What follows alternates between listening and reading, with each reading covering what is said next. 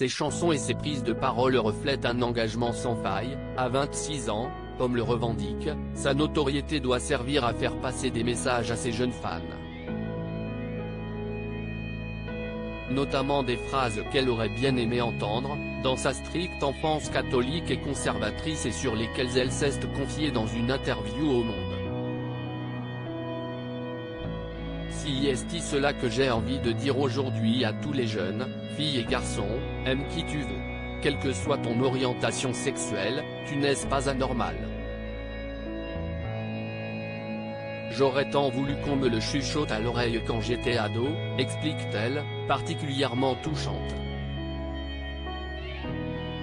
Pour elle, le déclic s'est fait en voyage, au Québec, alors qu'elle sort d'une adolescence très compliquée. Ce fut le tournant majeur de ma vie. Je m'y suis rencontré et révélé à moi-même, à un moment décisif, la fin de l'adolescence et le début de l'âge adulte, raconte la jeune fille, qui comprend rapidement qu'elle aime les femmes et que cela ne pose aucun souci. Il régnait là-bas une telle bienveillance, une telle décontraction. Je me suis dit, si est-il donc uniquement en France que si est-il compliqué d'être soi. Une vraie libération et le Canada lui a laissé une belle impression d'ouverture et d'acceptation de soi.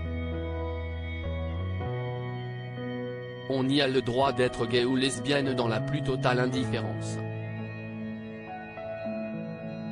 Et, à ce moment-là de mon parcours, ce fut une vraie libération. Et la confirmation de l'intuition que j'avais eue, très jeune, d'un lien personnel avec le Québec, se souvient-elle pour le monde, tout en confiant que le pays est toujours aussi ici, à maison.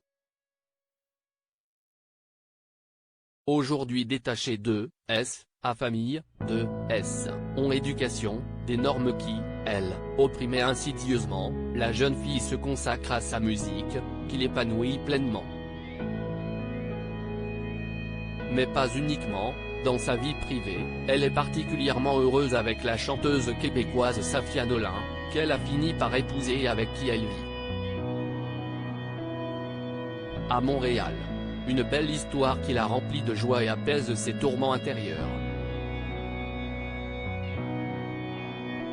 Maintenant que je suis un peu plus vieille, je cherche plus une forme d'apaisement, s'était-elle confiée dans une interview à Paris Match. J'ai cessé de me dire qu'il y avait des solutions à chaque problème dans la vie. La peur ne permet pas d'avancer dans l'existence. Il m'a fallu trouver ce qui me faisait du bien. Et nul doute que sa compagne sera derrière elle ce vendredi soir sur France 2 pour la cérémonie des victoires de la musique, présentée par Laurie Tillman.